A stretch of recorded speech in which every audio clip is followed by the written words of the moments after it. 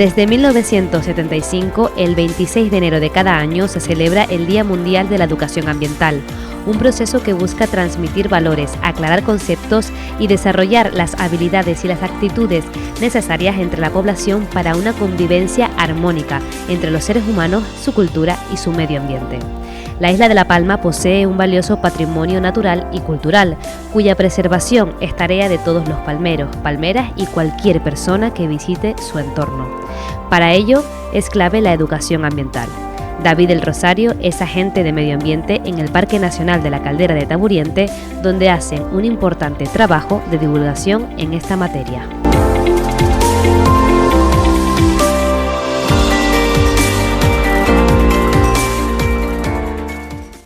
Bueno, David, primero cuéntanos, ¿qué es la educación ambiental? Bueno, la educación ambiental es una herramienta que aumenta el conocimiento de las personas sobre todos los temas relacionados con el medio ambiente. David, ¿en qué ámbitos se mueve la educación ambiental? Bueno, la educación ambiental tiene unos componentes muy heterogéneos, ¿no? Podemos hablar propiamente del medio ambiente, como la biodiversidad, podemos irnos al tema cultural, al tema etnográfico, podemos hablar también de temas de incendios forestales, abarca mucho, ¿no? La gestión de los residuos, ¿no? Pero siempre con un objetivo de la conservación del medio ambiente. Me imagino, David, que todo dependerá del entorno en el que nos encontremos, porque cada lugar tiene sus características y se tendrá que adaptar esa educación ambiental al sitio en el que nos encontremos. Exacto, aquí, ¿no? Aquí en el Parque Nacional nos dedicamos mucho a la biodiversidad, a hacer mucha formación en cuestión de incendios forestales, de la recuperación de especies de sotobosque, de cumbre, hablando sobre especies exóticas invasoras, desde los niños hasta los mayores, ¿no? Pero trabajando mucho con niños. Y después ya si nos fuéramos a la ciudad, pues podríamos hablar de la gestión de los residuos, de urbanismo o de temas así que son los que en ese lugar pueda ayudar a que la gente se conciencie, ¿no? Pues la información al final hace que la gente se conciencie y vea la importancia del medio ambiente. Porque es importante, David, que nos concienciemos, que tengamos educación ambiental. Es decir, si no sabemos lo que hay, ¿no? No sabemos lo que tenemos y no sabemos cómo funcionan los procesos biológicos y cómo se desarrollan, no le podemos dar importancia a la hora de protegerlo. Entonces, si no sabemos que acompañando al pinar hay una serie de especies que de forma natural lo hace y que ahora hay algunos problemas que hacen que no esté, bueno, si la gente no lo sabe, se cree que esto es lo normal, ¿no? Cuando le explicamos que acompañando al pinar, si quitáramos, por ejemplo, los herbívoros, o hubiera otro tipo de clima, no hubiera sequía, el sotobosque pinar fuera mejor, pues nos daríamos cuenta de que hay un problema y ahí es cuando podríamos ir a resolverlo. Si no lo sabemos y no lo conocemos, no podemos ir a resolver nada. Como ya nos comentabas antes, David, desde el Parque Nacional de la Caldera de Taburiente, ustedes realizan distintas actividades que tienen que ver con la educación ambiental, pero me gustaría que nos contaras un poquito más en qué consiste esa programación para la educación ambiental que hacen ustedes desde el parque.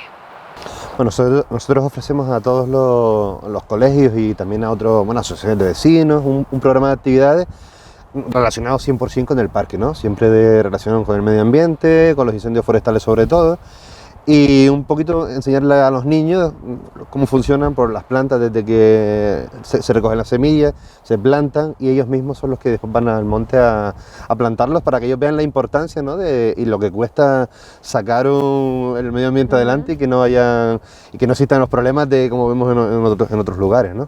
David, ¿cuáles son nuestros puntos más débiles en cuanto a la educación ambiental? Ustedes que se mueven siempre dentro de este ámbito del medio ambiente, de nuestro entorno, me imagino que verán a muchas personas y verán muchos fallos, muchas personas que se equivocan por falta de información o por desconocimiento o por falta de esa educación ambiental. ¿Dónde son los puntos en los que más fallamos? Bueno, es decir, en educación ambiental nosotros estamos haciendo un trabajo, pero es verdad que a día de hoy queda mucho trabajo por hacer, ¿no? Desde los años 90 en adelante se empezó a hacer una educación ambiental bastante más fuerte que la que había antes, que era totalmente nula, pero todavía estamos empezando, ¿no? Llevamos 30 años de educación ambiental y eso todavía no ha dado el fruto. Todavía ves niños que tiran la basura, ¿no?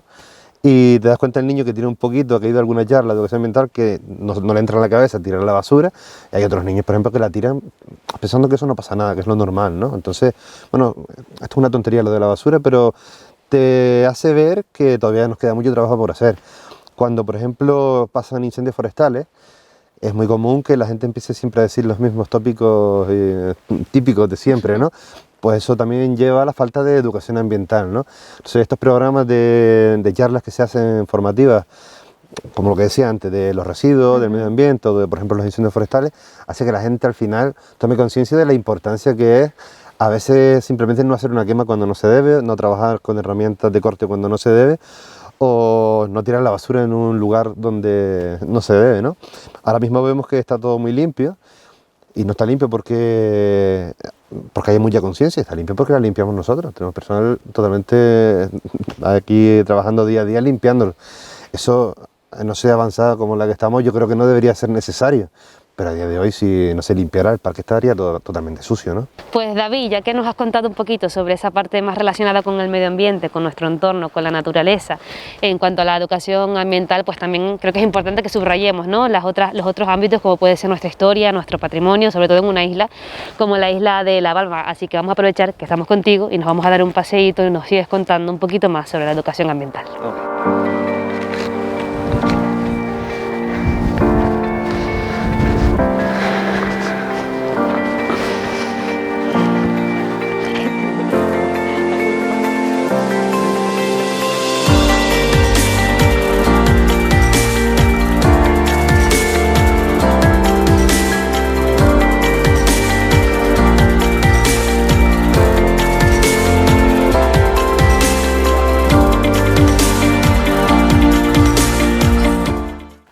Bueno, David, ¿a dónde nos has traído ahora?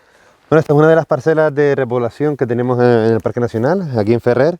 Este es uno de los lugares donde hablábamos antes que una de las labores de educación ambiental con los niños es todo el proceso de creación de una planta, desde que la hacen germinar hasta que va creciendo y hasta que después la pueden plantar ya en el monte, ¿no? O sea, aquí vemos los goritos que ponemos para protegerlos.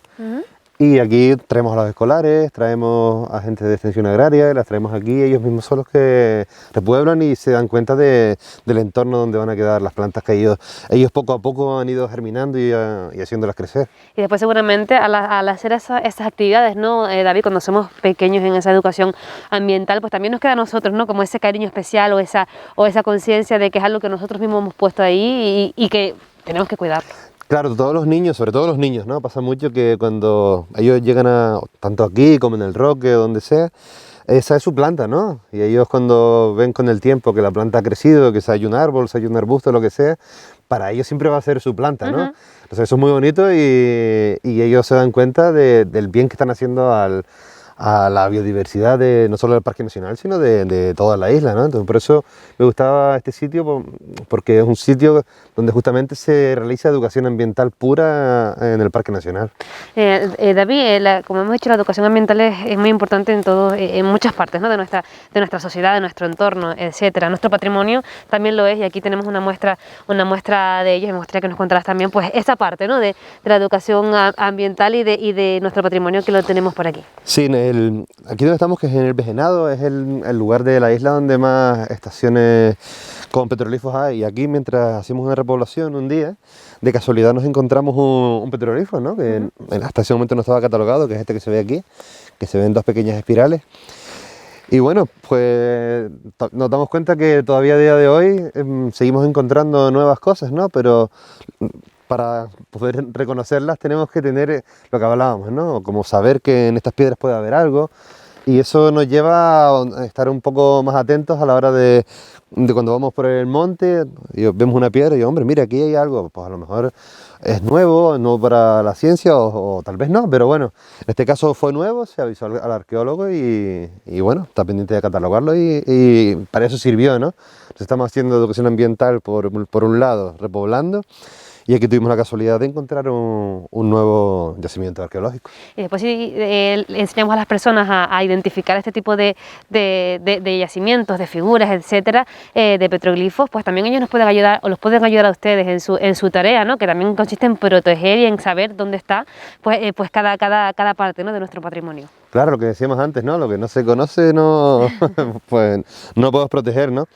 Aquí, bueno, ya sabemos que es un sitio que hay que proteger para evitar sobre todo el vandalismo, ¿no?, y los expolios, pero sobre todo para proteger, ¿no? Porque la Palma es muy rica, ¿no?, en patrimonio arqueológico. Es verdad que La Palma tiene museos, tiene el Museo Arqueológico de Benaorita, tiene BNA1, hay varios museos, el Tendal, bueno, hay bastante. Y es verdad que el Bejenado es una zona de las más ricas de la isla en cuanto a yacimientos. Y bueno, y aquí un ejemplo claro, ¿no? Estamos haciendo una actividad totalmente diferente y nos encontramos un nuevo petrolífero.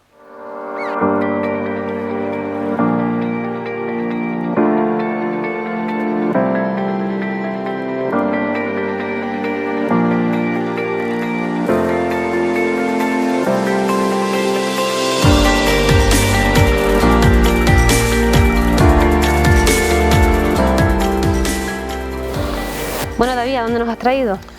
Bueno, ahora acabamos de llegar aquí al entorno de la Virgen del Pino, ¿no? Del pino de la Virgen, porque esto es uno de los ejemplos de la educación ambiental, cómo se hace. Porque aquí se ha hecho un proceso de saneamiento de este pino, ¿no?, que es el pino de 850 años, el pino canario más antiguo que existe, que estaba en un proceso de senescencia, ¿no?, que estaba a punto de morir de viejo y porque tenía un entorno poco favorable para su vida.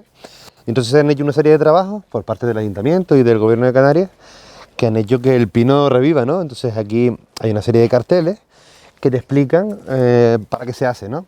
Si no estuvieran estos carteles, pues la gente ve que aquí de repente han plantado un montón de tagasastes, se ha quitado un trozo de plaza, pero no se sabe para qué es. Claro. Y ahora aquí pues ya vemos que esto se ha hecho con un objetivo, que es el de la supervivencia del pino, y que vamos, que por ahora está funcionando. Esto también corresponde a lo que ya nos mencionábamos antes, ¿no, David? Que cada planta, cada árbol, etcétera, tiene su entorno y tenemos que también aprender a respetarlo. Y también es importante, ¿no?, que ver lugares como este, ver ejemplos como este, para saber que para que nos enseñe, ¿no?, y se nos quede en nuestra cabeza que cada planta, cada árbol, etcétera, tiene su entorno y tenemos que respetarlo. Claro, nosotros estamos acostumbrados a ver pinares como el que hay aquí en la zona de la Caldera, que son pinares con amagantes y algún tagasaste, pero aquí nos podemos dar cuenta de una forma muy clara que cuando, por ejemplo, vemos aquí que hay tederas, que hay tagasastes, que hay gacias, estas plantas ayudan al pino y nitrifican el suelo y hacen que el pino le dé más fuerza, le dé más vitalidad, y esto es un ejemplo claro. Se iba a morir, se hizo esta naturalización y el pino ha seguido viviendo. Entonces, la forma natural, se ha intentado recrear el entorno natural del pino que tendría que tener si no hubiera intervenido el hombre, y aquí ha salido bien. Y todo esto forma parte, como decíamos al principio, también de nuestra cultura, de nuestra historia. Estamos en el Pino de la Virgen, que también tiene una historia y que por eso es importante también conservarlo y que la gente conozca pues la importancia, ¿no?, que tiene este pino en el entorno, porque si no perdería todo el sentido. Claro, una cosa es la que estábamos hablando, que el pino es un pino muy antiguo, de los más antiguos que hay en Canarias, ¿no? Y bueno, y como es de Canarias, pues el pino canario más antiguo del mundo. Pero no solo eso, sino que viene ligado como a una creencia, a una cultura relacionada con la Virgen, ¿no?, de una supuesta imagen que apareció cuando la conquista ahí en el tronco del pino, y bueno, eso ha creado pues una cultura alrededor del pino de la Virgen, con la antigua ermita que apareció ahora cuando se hizo la naturalización y con la ermita actual que tenemos aquí detrás. David, ¿de qué forma la educación ambiental puede ayudarnos a preservar, a conocer, etcétera, nuestra historia y nuestra cultura? Además de este ejemplo que tenemos, ¿qué podríamos señalar en relación de la educación ambiental con nuestra cultura? Es decir, todo lo que se conoce, cuando tenemos información, tenemos el poder de cambiar las cosas. Si no sabemos que esto tiene un valor, pues no lo cuidamos. Entonces, si ya nosotros sabemos que esto tiene un valor, porque, bueno, un pino muy antiguo, porque el valor cultural que tenga, por lo que decíamos de la creencia religiosa, no lo vamos a cuidar porque es un pino más. ¿Qué mata un pino, no? Que es lo que la gente dice, pinos y pinos. Bueno, pero este tiene una importancia relacionada no solo con el entorno, con la biodiversidad, sino también con la cultura y los años que lleva aquí la gente conviviendo con este pino. Hay que darse cuenta que un pino de 800 años, cuando vino la conquista, ya era un pino de 300, ya era un pino, un gran pino, ¿no? Entonces, bueno, eso tiene importancia. Y si no cogemos un poquito de imaginación, nos retrotraemos hace 500 años, y podemos imaginar que aquí había un super pino, ¿no? Un pino ya muy grande y los conquistadores por aquí pasando, ¿no? Entonces, bueno, a mí al menos me llama bastante la atención y eso, si a la gente no se lo dice, pues no lo sabe y no le da ese valor. David, ¿y qué otros ejemplos crees que podríamos encontrar en La Palma como este? ¿Qué otro ejemplo podríamos decir que lo podremos relacionar con esa educación ambiental y con el preservar, el cuidar y el respetar nuestro entorno y nuestra cultura? La educación ambiental, como decía antes, es muy heterogénea, ¿no? Podemos hablar de fenómenos culturales, como puede ser este pino ligado a la religión, o podemos hablar, por ejemplo, de, no sé, de los petroglifos donde podemos ir. Y ahí te habla, ¿no?, de la cultura aborigen que había antes de llegar a las islas y bueno, eso es enriquecedor. O sea, cualquier tipo de información de dónde venimos y dónde estamos y qué es lo que pasa con el entorno donde vivimos y por qué está así, para mí es, vamos, es muy gratificante conocerlo. Pues ahí tenemos la importancia, ¿no?, de la educación ambiental para nuestro medio ambiente, para nuestra historia, para nuestra cultura, para nuestro patrimonio también, que también hemos visto en algunas ocasiones, David, que por no conocer o por no saber que hemos estado actuando en ciertos terrenos, hemos hecho daño a nuestro patrimonio y precisamente la educación ambiental viene a darnos eso. Así que David del Rosario, agente de medio ambiente, muchísimas gracias por acompañarnos, por contarnos un poquito del trabajo que ustedes realizan y de la importancia de esa educación ambiental. Nada, muchas gracias a ustedes.